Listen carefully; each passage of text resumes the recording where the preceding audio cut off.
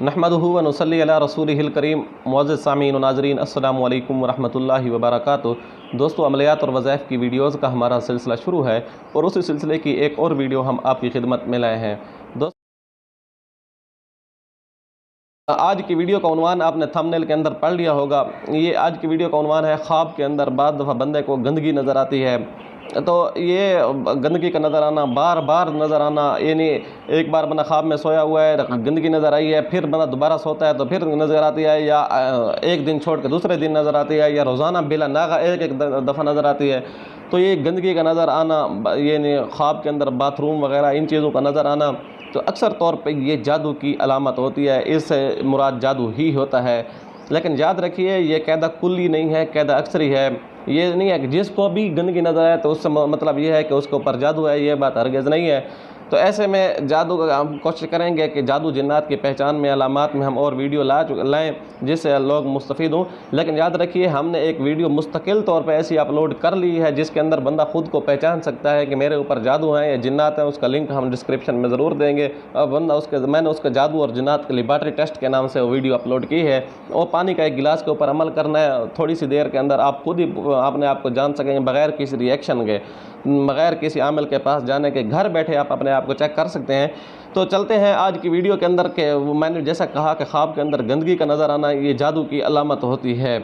तो याद रखिए, ये अलामत होता तो जादू है बंदे को, लेकिन वो जिन्नात अंदर घुसना चाहते हैं। उसके लिए शयातीन बंदे को ख्वाब दिखाता है, ख्वाब दिखाना शुरू कर देता है कि उसको गंदगी नज़र आती है। तो अक्सर पहले मैं एक वीडियो भी अपलोड कर चुका हूँ इस बारे में कि ये जिन्नात शयातीन ऐसे ख्वाब क्यों दिखाते हैं। ख्वाब इसलिए दिखाते हैं कि वो इंसान को कमज़ोर करना चाहते हैं। यानी इंसान जो है, कभी गम की वजह से या इस तरह खुशी की वजह से या डर की वजह से, खौफ की वजह से या गुस्से की वजह से इंसान कमज़ोर होता है। ये शयातीन वगैरह उसके जिस्म के अंदर उस वक्त दाखिल हो सकते हैं। इनको दाखिल होने का उस वक्त रास्ता मिल सकता है, क्योंकि इंसान जब कमज़ोर होता है तो ये हमलावर आसानी से हो सकते हैं। तो पहली बात यह है कि इंसान को मजबूत होना चाहिए, ऐसी चीज़ों को अपने अंदर करीब नहीं आने देना। जब इंसान ख़ुद को मजबूत करेगा तो वो करीब नहीं आएगी। और उसके साथ साथ इनके बचाव का तरीका क्या है, तो उसका इलाज, इन चीज़ों का इलाज क्या है। पहला इलाज ये है कि आप अपने घर को, अपने घर के वाशरूम को, इन चीज़ों को बिल्कुल साफ़ सुथरा रखें। इसके अंदर किसी किस्म का जो है मैल कुचैल आप बर्दाश्त हरगिज़ न करें, इनको बिल्कुल साफ़ सुथरा रखें। और उसके साथ साथ ये है कि मसनून अज़कार, सुबह शाम के जो वज़ाइफ हैं, मसनून हैं, कुरान और हदीस से साबित हैं, वो वज़ाइफ आप करें और मुआवज़ात भी पढ़ें आप। और इसके साथ साथ एक और चीज़ है, कसरत से खुशबू का इस्तेमाल करें। ज़ाहिर है मर्द हज़रात तो घर बाहर भी खुशबुएँ इस्तेमाल कर सकते हैं, लेकिन ख़वातीन के लिए मसला होता है, शरई तौर पे उनके ऊपर उन खुशबू इस्तेमाल करना बाहर नाजायज़ होता है। तो लेकिन वह घर के अंदर रहते हुए खुशबू इस्तेमाल कर सकती हैं। लिहाजा ख़वातीन को चाहिए कि वो घर के अंदर रहते हुए खुशबू का इस्तेमाल करें। अपने आप को हर वक्त मुअत्तर रखें, कसरत से कोशिश करें कि ज़्यादा से ज़्यादा वुज़ू में रहें और जो है पाक साफ़ रहें। अगर शादीशुदा हज़रात हैं तो कोशिश करें कि हर वक्त गुस्ल की हालत में रहें। गुस्ल उनका ये ना हो कि जुम्बी के अंदर एक तवील मुद्दत, तवील वक़्त उसके बग़ैर जो है बग़ैर गुस्ल के जुम्बी हालत में गुजारें। तो ऐसा हरगिज़ ना करें। गुस्ल की हालत में और वुज़ू की हालत में कोशिश करें अपने आप को पाक साफ़ करके रखें। और इसी तरह ये है कि घर को भी मुअत्तर रखें। घर के अंदर जो है मुख्तलिफ़ किस्म के आजकल टेक्नोलॉजी आई हुई है, इलेक्ट्रॉनिक जो है खुशबू वगैरह आई हुई है। ये पत्थर भी मिलते हैं आजकल, खुशबू वाले पत्थर घर में पड़े रहें तो उससे खुशबू आती रहती है। या इस तरह ऊद वगैरह की लकड़ी वगैरह इस्तेमाल हो सकती है। तो जिसके घर भी मुअत्तर रहे, घर के अंदर भी खुशबू रहे। याद रखिए, खुशबू आप सल्लल्लाहु अलैहि वसल्लम बल्कि हज़रात तमाम अंबिया की पसंदीदा चीज़ है। तो खुशबू का इस्तेमाल अपने ऊपर, अपनी जान के ऊपर, अपने घर के अंदर भी इसका ज़्यादा से ज़्यादा इस्तेमाल करें। और इसके साथ साथ सोते हुए जो है आप यही करें कि सोने की दुआ। और उससे एक बात याद रखिए, एक तो हर नमाज के साथ आपने जो है आयतुल कुर्सी पढ़नी है, लेकिन सोते हुए आपने वजीफ़ा नबवी पढ़ना है। एक ऐसा वजीफ़ा जो आप सल्लल्लाहु अलैहि वसल्लम का मामूल था। ऐसा मामूल था कि आप सल्लल्लाहु अलैहि वसल्लम जो है बीमारी की हालत में भी, जब आखिरी हालत में थे, उस वक्त भी आप सल्लल्लाहु अलैहि वसल्लम ये वजीफ़ा अम्मी आयशा रज़ी अल्लाह तबारक व तआला अन्हा पढ़ के आप सल्लल्लाहु के हाथों पर पढ़ के, आप सल्लल्लाहु अलैहि वसल्लम के हाथों पर फूंक मार के आप सल्लल्लाहु के हाथ उनके वजूद के ऊपर फेरा करते थे।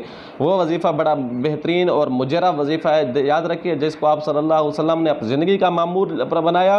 और उसको सिर्फ इतना ही नहीं, बल्कि बीमारी की की हालत में भी इसको वजीफ़े का नागा नहीं किया। अम्मी आयशा ने वजीफ़ा वो पढ़ा है, तो वो वजीफ़ा बहुत मुजरब है, जादू के हवाले से भी बहुत मुजरब है। अगर मुतासरा मरीज़ है उसके लिए भी, और आइंदा के हिफाजत वाले मरीज़ के लिए भी, जो आपने हिफाजत करना चाहता है, तो उसके लिए वजीफ़ा बहुत मुजरब है।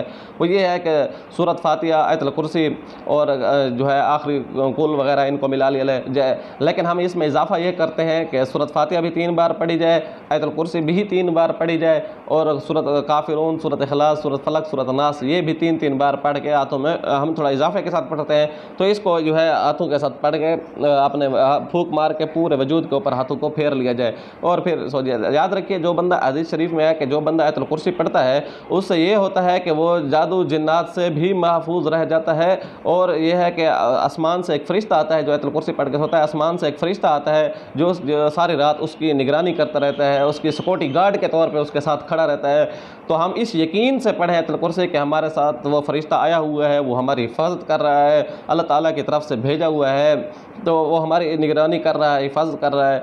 और याद रखिए, सोते हुए एक और चीज़ का भी ख्याल रखा जाए, कोशिश करें हमारी चारपाई, हमारा बेड जो है वो शुमालन जुनूबन हो, ताकि हमारी जो है सर जो है शुमाल की तरफ हो, पाँव जुनूब की तरफ हो, तो हमारी दैनी करवट जो है किबले की तरफ बन सके, हम दैनी करवट पे सोएं। याद रखिए, चित लेटना, सीधा लेटना, इस ये भी नुकसान से खाली नहीं है, इसमें बहुत सारे एहतमालात, डरने, खौफ खाने के अलामत, बंदा सोए हुए हालत में डर भी जाता है इससे, और इसके ऊपर कई दफ़ा वज़न पड़ना शुरू हो जाता है। तो चित लेटने के बजाय दैनिक करवट पे लेटा जाए। तो ये थे इन चीज़ों से बचाव के तरीक़ाकार जो है, हम इनके ऊपर अमल पैरा हो के हम खुद भी महफूज हो सकते हैं, अपने बच्चों को, अपने घर वालों को, अहल-ए-याल को भी इससे महफूज कर सकते हैं। उम्मीद है आपको ये वीडियो बहुत अच्छी लगी होगी। आने वाली वीडियो तक के लिए अल्लाह हाफिज़।